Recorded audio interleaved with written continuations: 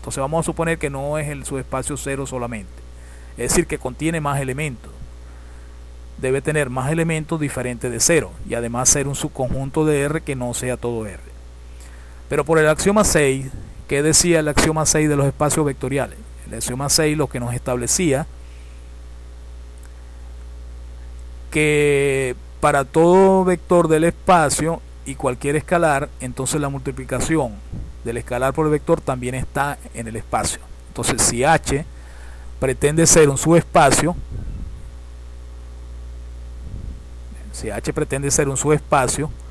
del espacio dado, entonces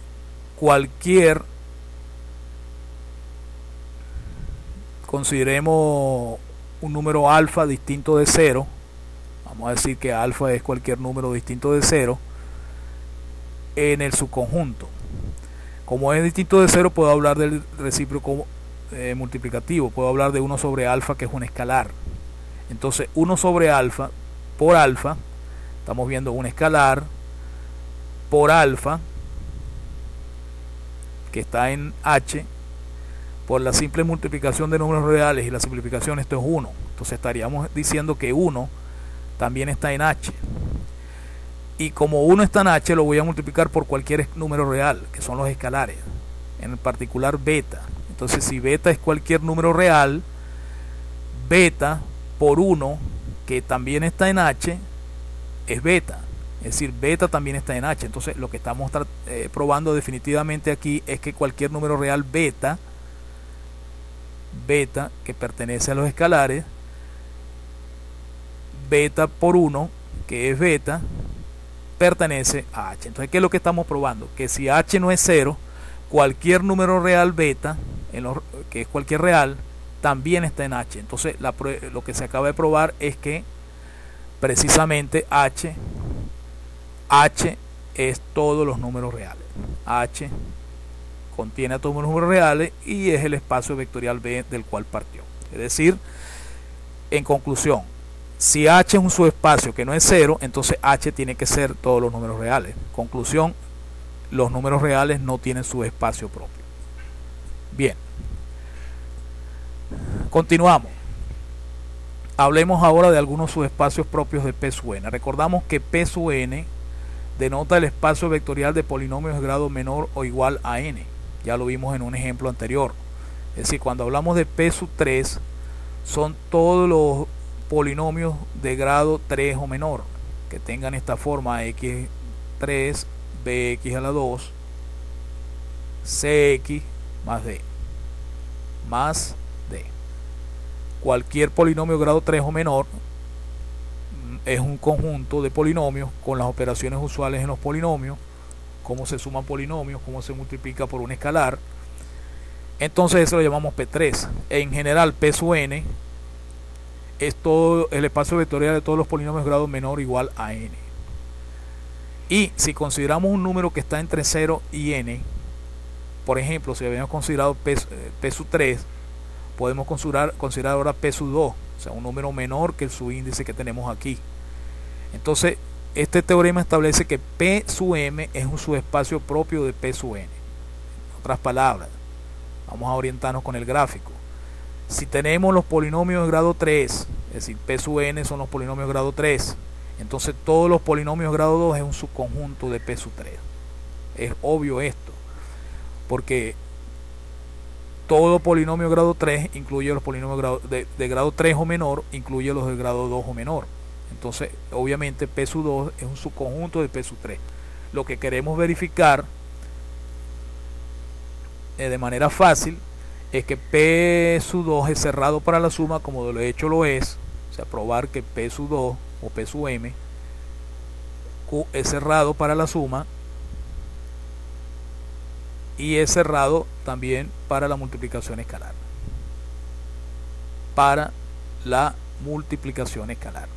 Entonces, al probar estas dos condiciones, que vamos a dejar como ejercicio, se establece lo que se está diciendo en este ejemplo.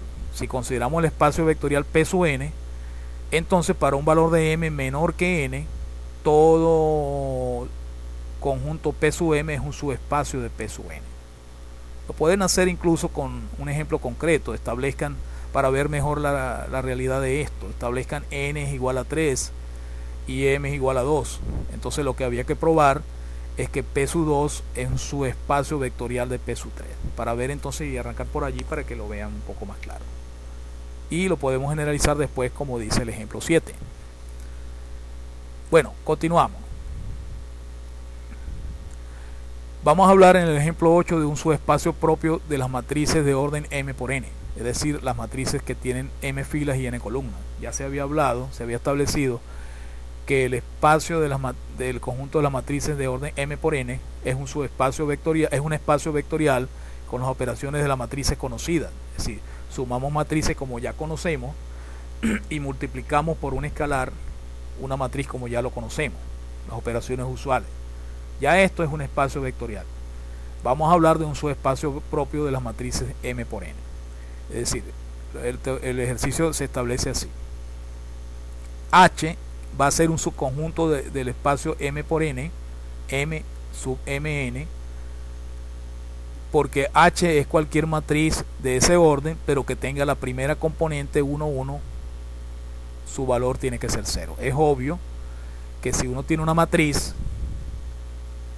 de orden m por n, es decir, m filas, n columnas, vamos a establecer aquí AM1 hasta AMN, esto sería A1N, etcétera, pero la primera componente no es cualquiera, sino tiene que ser un 0 fijo.